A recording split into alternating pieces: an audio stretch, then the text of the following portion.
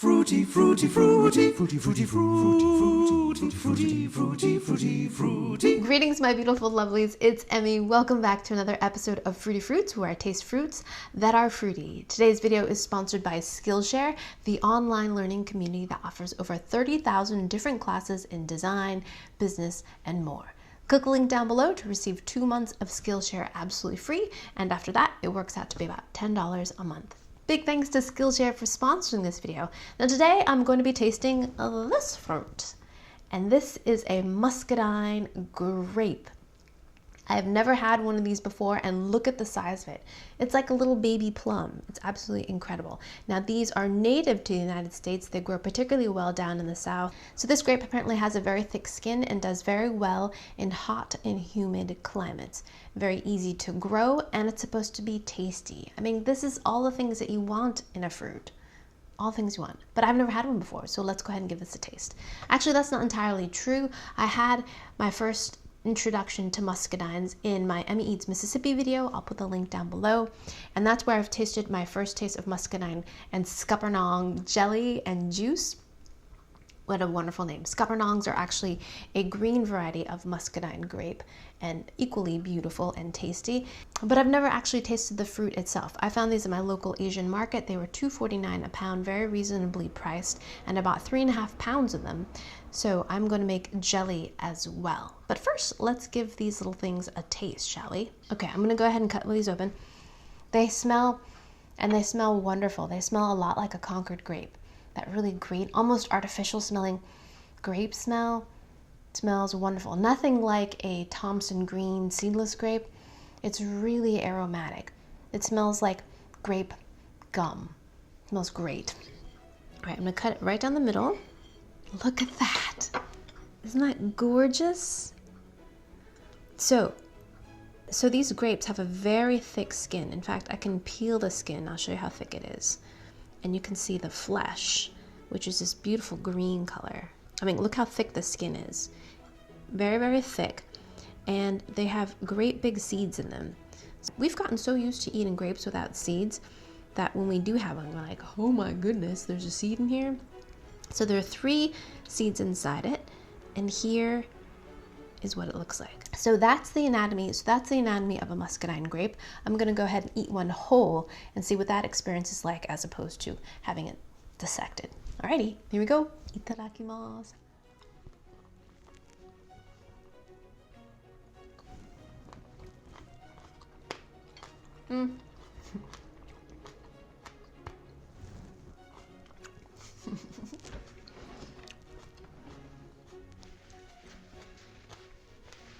Those are so delicious. The flavor is so intense. It's almost inconceivable. It almost tastes artificial. It's just so intense and flavorful.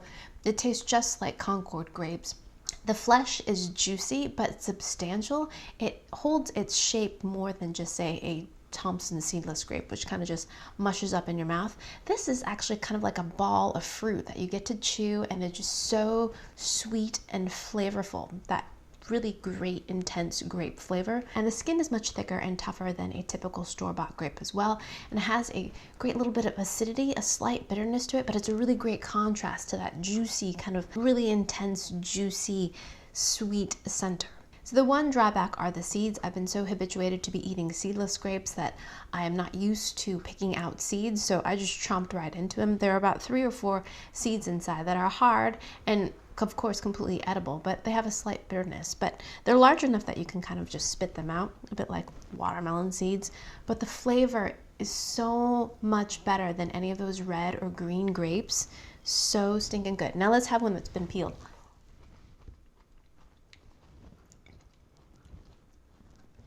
These are so tasty, toothsome, amazing. The texture is a bit like aloe. If you've ever had aloe vera, it has that kind of gelled quality to it. But the flavor is so intense. Absolutely lovely, lovely, lovely. So grapes are very susceptible to fungal growth, But muscadines are actually very hardy, and some people believe that it might have something to do with this very tough, thick skin. So these are summer to early fall fruit. They are ripe from July all the way to October. So before we get started making our jelly, let me tell you a little bit more about Skillshare. Skillshare is an online learning community that offers over 30,000 different classes in subjects like business, design, and more. So a premium membership gives you unlimited access to classes that are right for you. You can receive and give feedback. You can create and cultivate the community that's just right for you. So the class I'm taking right now is called Easy and Versatile Baking, the one yeast dough you need to know. It's hosted by Julia Turshen, whom I love. She is the author of this book, Small Victories, a really accessible book that's not fussy. As I've done more cooking in my life, I've come to realize I don't like fussy recipes, and hers are not. They're adaptable. And she titles it Small Victories for a reason, because she tells you tips and tricks that are victories, and it feels very satisfying and affirmative. And while I have Julia's book, it's really inspiring to see her actually make the recipe, to have her walk you through the steps and see her create the recipe. It's inspiring, and I also feel like I learn things that I wouldn't necessarily pick up by reading a recipe. So whether you want to fuel your curiosity or get more skills for your career, Skillshare has the classes to get you where you want to be. So join the more than 7 million creators using Skillshare by clicking the link down below and receiving 2 months of Skillshare absolutely free. After that, it works out to be about $10 a month. Big thanks to Skillshare for sponsoring this video. Now let's get started making some jelly. The recipe I'm following, by the way, comes from the inside of the Sure Gel Pectin booklet that comes with the pectin, and I'm following their grape jelly recipe. The first thing we need to do is extract the juice from the grapes. So we're going to take 3.5 pounds of grapes and wash them really well. And then we're going to crush the fruit. So to facilitate this crushing process, I took a knife and I cut a lot of the grapes in half because the skins are so thick, they're kind of difficult to kind of burst open. We're going to take a potato masher and crush up the fruit, and then we're going to add 1.5 cups of water. Now place your pot on the stove, and we're going to bring this to a boil, and we're going to cook it for 10 minutes. And every so often, give everything a good smush and a crush, and you should get this beautiful kind of purple juice. I actually used a paint strainer. You can find these at the hardware store in the paint section. Pour all the contents of your pot into your strainer, and then lift your strainer up and allow all the juice to drip out. I affixed my strainer netting to my kitchen cabinets and just allow this to drip. Once all your juice has dripped down into your bowl, you want to measure out 5 cups into a pot, and then you're going to add 1 package of Sure Gel Pectin. Stir this really well. I'm going to bring this up to a boil. Once it gets up to a rolling boil, we're going to add 7 cups of granulated sugar. Yes, that's a lot of sugar, but it's jelly after all. Jelly is sweet. So we put all of our sugar in, and you want to continuously stir this. It's really important to stir it until all the sugar is dissolved. We want to bring this up to a rolling boil. Once it comes up to a rolling boil, a boil that when you stir it, it continues to boil, we're going to boil it for 1 minute. Then we're going to take it off the heat. Oh, I forgot to mention, you also want to sterilize your jelly jars at this point. You can take your jelly jars and place them in boiling water and allow them to boil for 10 minutes. And then you also want to put your canning lids and your canning rings in some hot water. Once we have our jelly cooked, we're going to carefully ladle them into our warm, sterilized jars, leaving about 1/4 inch of headspace.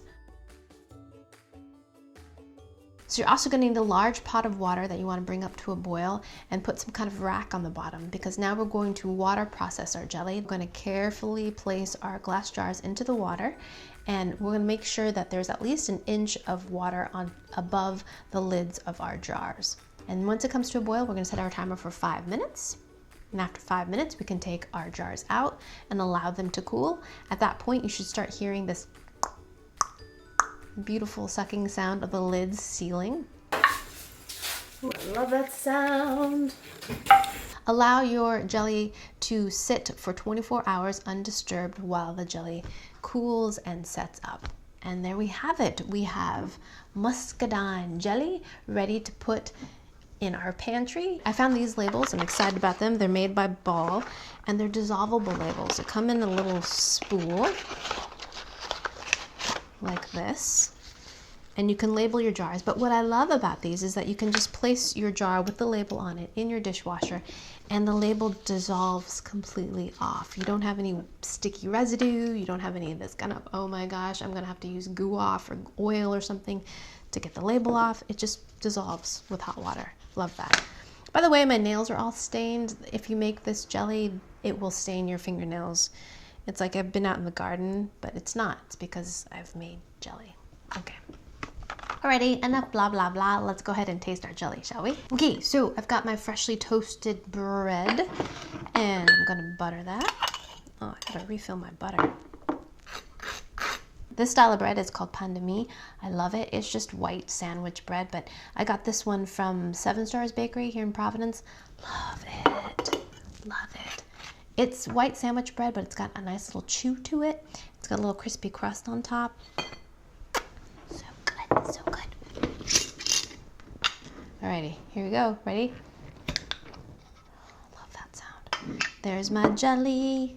Take some of the jelly. Oh yes, it's solidified. Spread a grape. Oh, look at that color. Yes, that's a lot of jelly. I don't need that much jelly.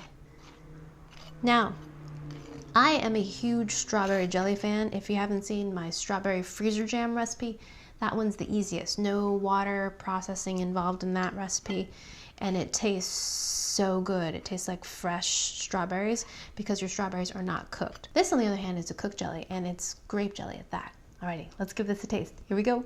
Itadakimasu.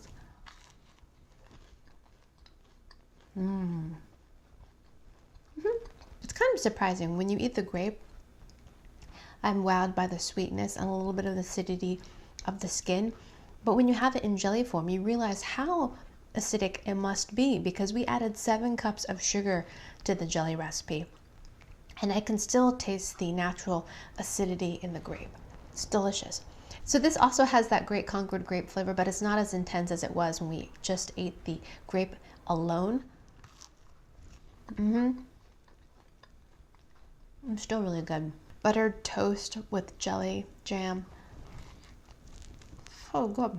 Thank you guys so much for watching. Big thanks to Skillshare for sponsoring this video. Be sure to click the link down below to receive 2 months of Skillshare absolutely free. After that, it works out to be about $10 a month. And yeah, please share this video with your friends. Follow me on social media. See how you can win yourself a jar of my muscadine jelly. And yeah, like, subscribe, and I shall see you in the next one. Toodaloo. Take care. Bye.